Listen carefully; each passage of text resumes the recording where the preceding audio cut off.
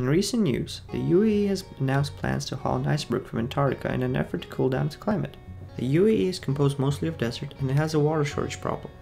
And reports show that if this water shortage continues, there won't be enough water to fill up Pepsi cans in the country. Representatives of the government came together and smoked some of the finest hashish before planning this endeavor. Hey guys, do you know what we need to do for water? Should we build desalination plants? Should we educate people about more water conservation at homes? Should we increase water prices to incentivize less use? Nah dude, just tow an iceberg. Genius idea, 10 out of 10. The iceberg is planned to be sawn off the Antarctic landmass using chainsaws, and it will be hooked up to an aircraft carrier and transported 10,000 kilometers across the Indian Ocean. There will be a lot of beef served on the ship to deter Indian pirates.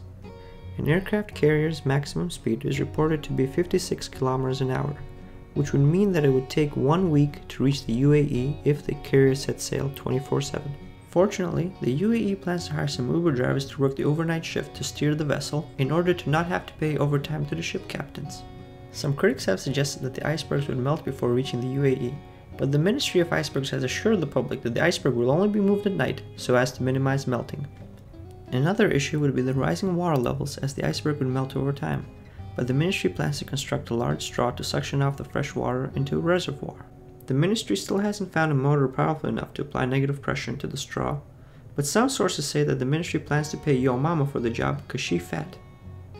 When asked what criteria they were looking for in an iceberg, the Ministry of Icebergs commented that they were looking for the same iceberg that sunk the Titanic, to use it as a tourist destination. I am a big Leo DiCaprio fan, the minister said. In other news, Norway is rumored to have its own plan of importing portions of the Sahara Desert in order to have warmer winters.